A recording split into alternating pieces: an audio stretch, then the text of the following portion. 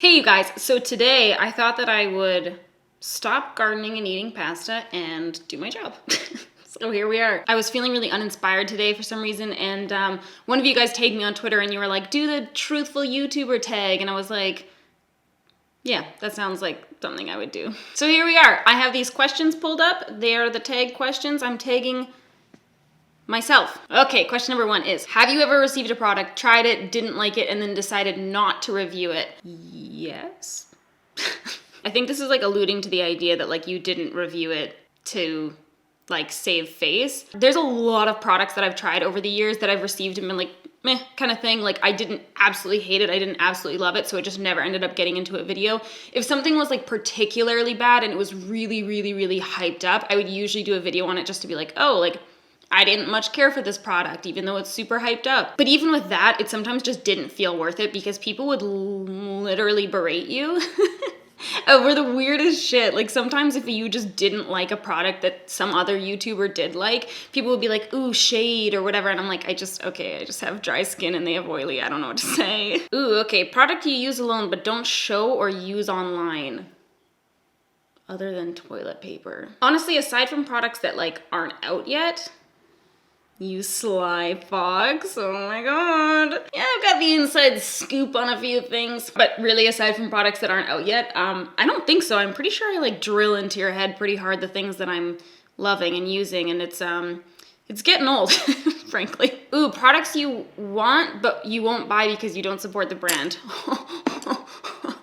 Truly, where do I begin? So many moons ago, I decided to stop supporting Lime Crime. It was kind of during this whole, if you're not up to date, there's like a ton of information on the internet. You can read the whole history about the original founder of the brand and all that kind of stuff, and it's pretty crazy shit. But I ended up not supporting them anymore when they had kind of like a security breach, and just the way that they handled it and stuff like that. Like people were having like thousands of dollars stolen from their bank account. I recognize that security breaches happen all the time, but it was the aftermath of how they handled it that really showed their true colors to me. And that coupled with like this like long history that I was learning more and more about the brand, I was just kind of like, ugh, like just really turned off. And I felt not great about the idea of like promoting the brand's products and having you guys go and buy it and then have like money stolen from your credit card. So I stopped buying from them, but I will say Lime Crime is a brand that I don't know why. Their products are just so appealing to me. Like the original Venus palette,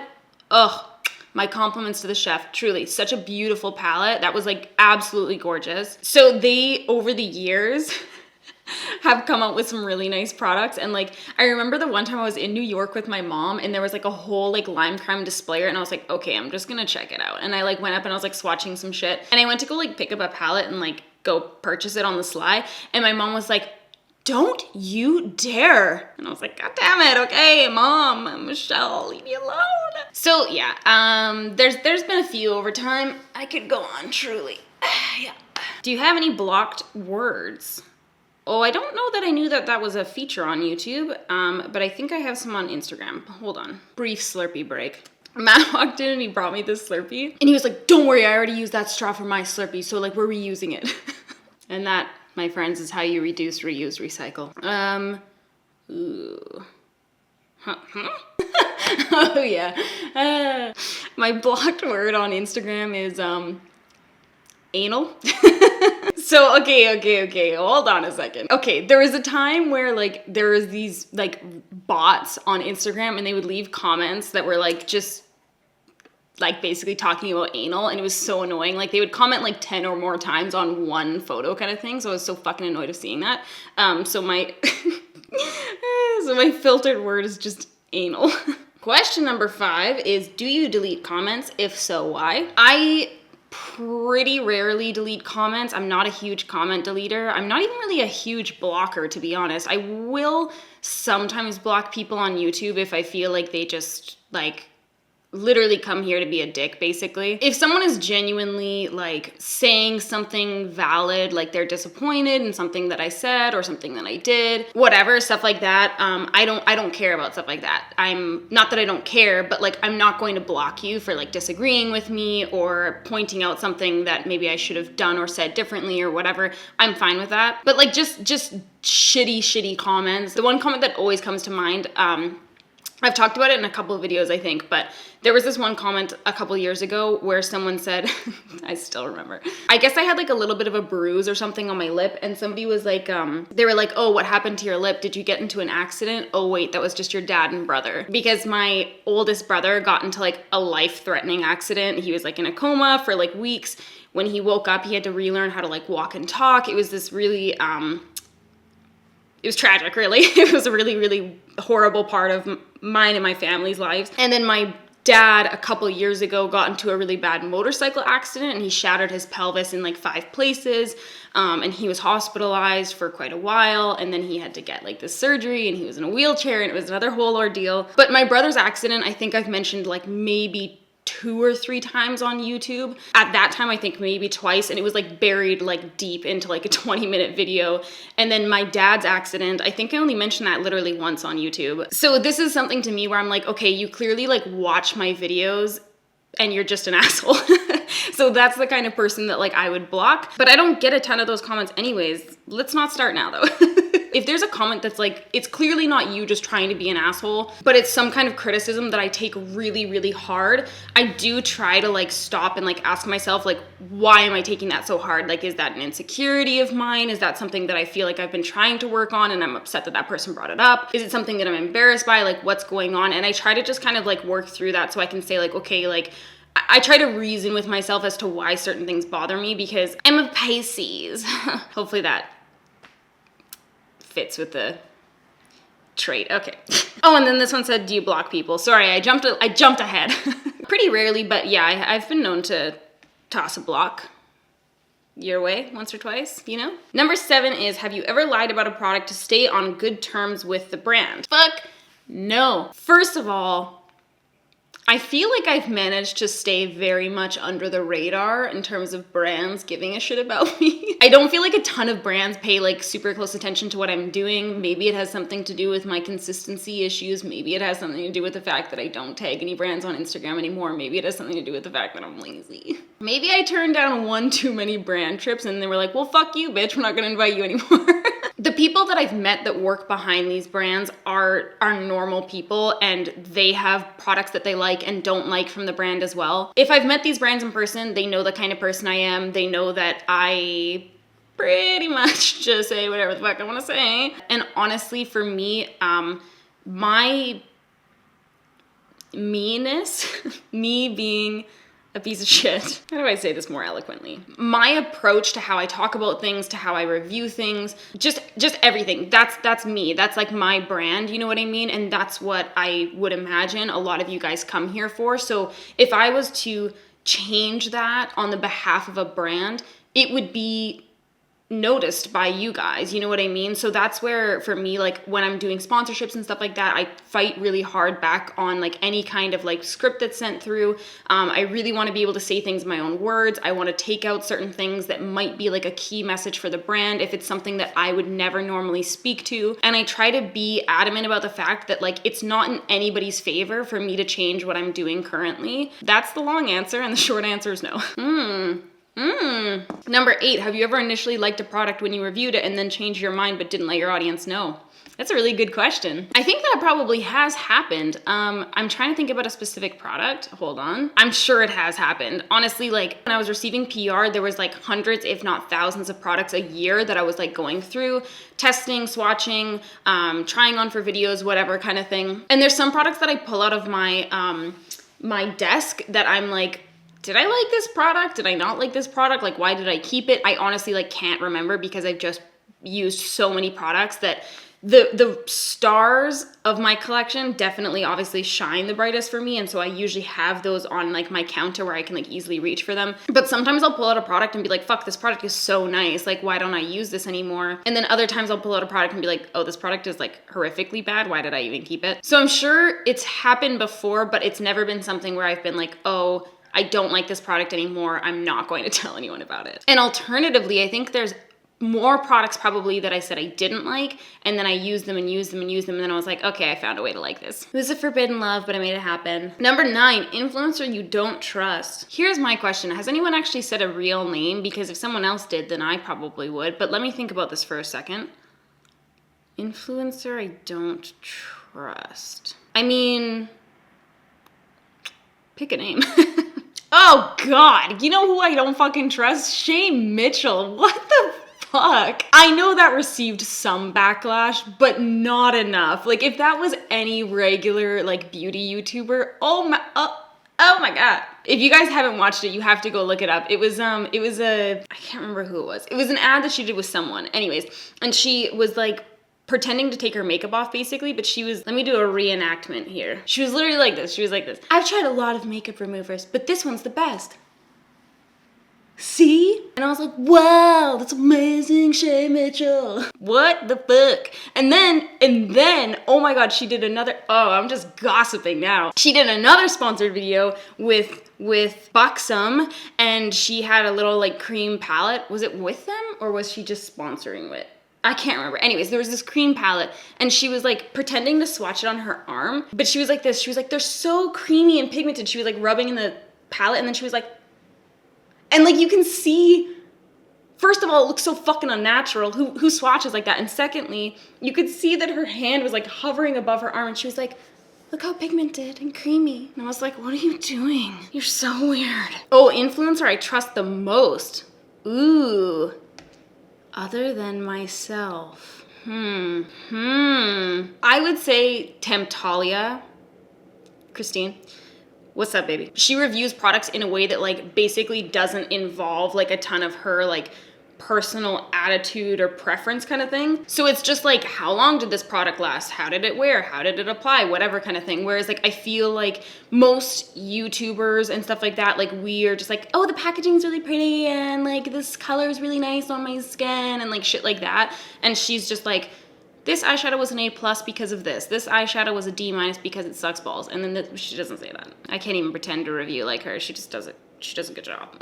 So I've been reading her blog since I was like a toddler, and I always have really trusted her reviews, and I've always been like, okay, secret tips or product application you don't show well on camera. I think I try to show everything, including like when I make a mistake or some shit, because that's how you learn. Am I right? I think the only thing I don't really show on camera is like prepping my skin, usually brows and stuff, just because a lot of these things are really redundant. Like I'm using the exact same products and I'm doing my brows exactly the same way every day. Unless it's something where like I'm tailoring my brows for that specific look, then maybe I will. But a lot of the times that's something that I'm just like, fuck it, because it's boring. Number 12. Ooh, dang, this is a good question. Have you ever showed one product but you were actually using another, you sneaky bitch? I'm sure I have. I'm trying to think about like a specific instance. I think especially when I was doing like more creative looks and stuff like that, like I have these like super fucking old like face paints, and I would sometimes say like I was using a black cake liner instead of being like I'm using this shitty old face paint from makeup school. But I've never done it in a way where like let's say I was reviewing a foundation and I was like, this foundation's great, but I was actually wearing like Natasha Denona face glow. Oh, number 13, have you ever not disclosed a sponsorship? I'm pretty sure I know for a fact, at the very beginning, like 4 or 5 years ago, I wouldn't disclose my sponsorships. I think more so because it just like wasn't really, I guess, it just wasn't really a thing yet, I guess. Not many brands were involved. There wasn't any laws surrounding it, like pertaining to Instagram yet and stuff like that. So there was really like no discussion around this. Laws started coming in about it. More and more brands started like involving their dollar. And a lot of these brands were like now way, way, way bigger brands that obviously have like legal teams and all that kind of shit behind them. So they had to kind of get to a point where, you know, they were encouraging influencers to disclose.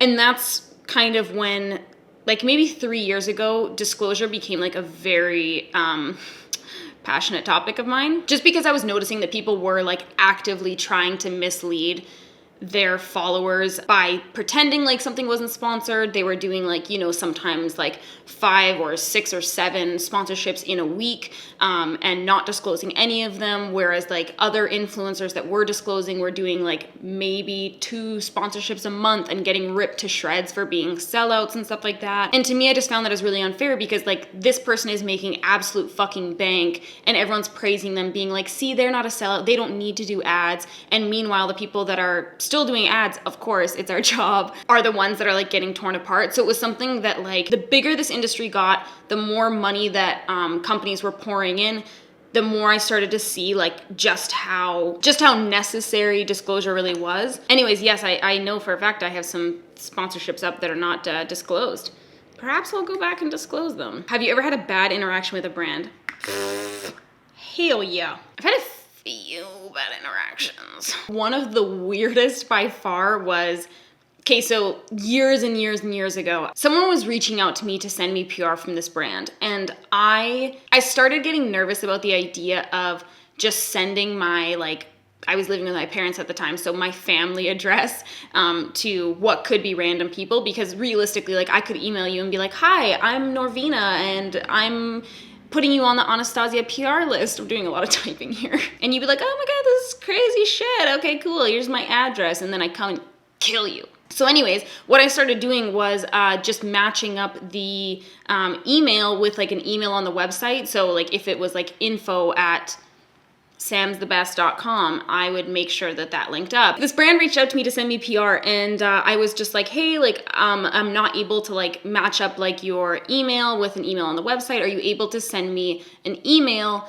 just basically from a verified email that's on your website so I can confirm that, just for safety and privacy reasons. Anyway, this brand was like super offended that I asked this, and they basically just got into like a pissing contest with me about it, and I was like, okay, then I don't want your makeup. So there you go. What else has happened in my time? There was another brand that I was working with, and this was like a few years ago as well. I had done a job and I hadn't been paid for like 10 months, and it was just ridiculous because at the time especially, I mean, in general, this is such an unstable industry and the income is so like unpredictable. So there were some months where I'd make really good money, and then there would be like 3 months where I didn't make any money, just based on what was coming in, what wasn't coming in, you know what I mean? So anyways, I had done this job, and I was like waiting on this check, and I would message them like literally every 2 weeks and be like, hey, like I'm still waiting on this check. It's been 2 months, it's been 3 months, it's been 4 months, whatever kind of thing. And they were like, oh yeah, sorry. We only do payouts for contractors like once a month. So unfortunately, like we just missed the date for you. So anyways, I had just been emailing them because I was broke as shit. Like I needed my money from that job from like almost a year ago at this point. And they basically kept just like being like, don't worry. And I'm like, I am fucking worried because my bills aren't paid. So I don't know what to say. Anyways, I ended up getting in contact with the CFO, and I was like, this is like not working for me. And then he paid me out of pocket that day. So anyways, it was a bad experience, turned, I guess, kind of okay in the end. Have you ever bandwagoned with other people's thoughts on a particular product? I feel like if anything, probably the opposite, because I'm such a pain in the ass. I think there's a lot of products that I just feel like there's so much hype around them that I won't even try them because that's how salty I am. For instance, beauty blenders. I started using that like years after the ship had come, people had boarded, they partied, like I watched from the shoreline, it came back to shore, people got off, some more people got on. Like that happened 4 or 5 times, and then like 6 years in, I was like, guys, I found this cool sponge. Ooh, number 16. Things other creators do that get on your nerves. Very interesting. Where do I start? I think not disclosing is one that's annoying for me now, for sure. Something that really used to bother me, but I've kind of let it go, is people that like put on like such a persona for their videos. This used to bother me so much because there's so many people that put on like such a like nice, funny, quirky, like whatever kind of thing. And then when you meet them in person, they're like poopy. But it's something that I've kind of come to terms with, and I'm like, okay, you know what, whatever. Like that's how they make themselves appear likable online, and that's showbiz, baby. I wish I had done this tag like years ago, because truly this video would have been like 4 hours long, and it would have been like, and this. I've tried to chill out a little bit. Anyways, you guys, that is everything for me today. I tag everyone. Do people still actually tag people? I feel like people just like do it, and then when I tag people, they don't do it. Am I the only one still tagging people? Like, should I be tagging people? I tag Jamie, Alana, Christy, Mariah, and whom else? Those are my 4. Should I make it 5? No, those are my 4. I tag you, and if you don't do it, I'll know that you didn't watch my video till the end of the video, or you didn't watch my video at all, and I'll kill you and we're not friends anymore. All right, you guys, that is everything for me today. Hopefully you enjoyed this silly little video where we pretty much just gossiped. I'll see you next time. Peace out.